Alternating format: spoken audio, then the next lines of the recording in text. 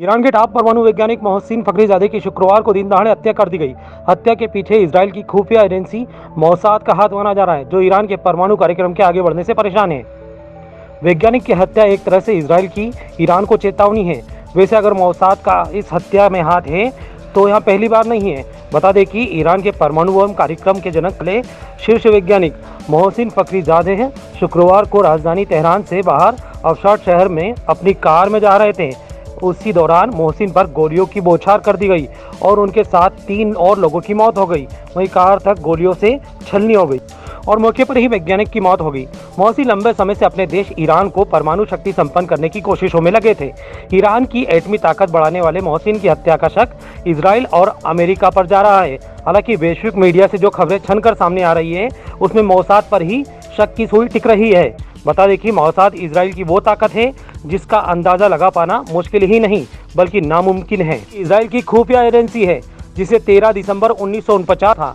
इस एजेंसी को killing machine के नाम से भी बुलाया जाता है, जो दुनिया भर में 6 अपने दुश्मनों को ढूंढ कर मार डालती है। कहा जाता है कि खुफिया एजेंसी की महिला जासूस दुनिया भर में फैली है और ये अपने दुश्मनों के मुंह से हर राज उगलवा लेने में माहिर है।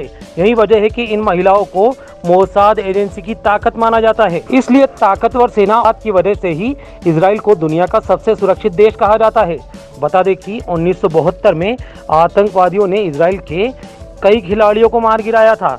इसके बाद मोसाद ने इस घटना में शामिल हर एक शख्स को ढूंढ कर मार गिराया था, जिसके बाद से आतंकी मोसाद से पंगा लेने में डरते हैं। वर्ष 1976 में युगांडा में 54 नागरिकों को बंधक बना लिया गया था।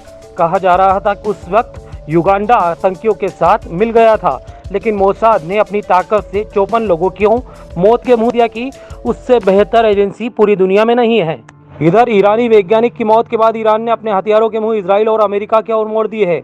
वहीं अमेरिका और साउथ कोरिया, अमेरिका और चीन के बीच बढ़ते तनाव के चलते तीसरे विश्व युद्ध की आशंकाएं गहराने लगी है, क्योंकि ईरान के एटमी गुरु मोहसिन की हत्या का बदला लेने के लिए ईरानी राष्ट्रपति हसन रूहानी किसी भी हद को पार कर सकते हैं। परमाणु वैज्ञानिक मोहसिन फखरीजादे की हत्या के लिए ईरान के राष्ट्रपति हसन रूहानी ने इजराइल पर आरोप लगाया और कहा कि ये कदम बताता है कि वो कितना परेशान है और हमसे कितनी घृणा करता है। उन्होंने कहा कि ये घटना वैज्ञानिकों और ईरानी युवाओं का हौसला नहीं तोड़ पाएगी, बल्कि इस घटना ने उन्हें और मजबूत बनाया है और वो देश की प्रगति की राह पर आगे बढ़ सकेंगे। मनोवैज्ञानिक मोहसिन फखरीजादे की हत्या के लिए ईरान के राष्ट्रपति हसन रूहानी ने इजराइल पर आरोप लगाया और कहा कि ये कदम बताता है कि वो कितना परेशान है और हमसे कितनी घृणा करता है।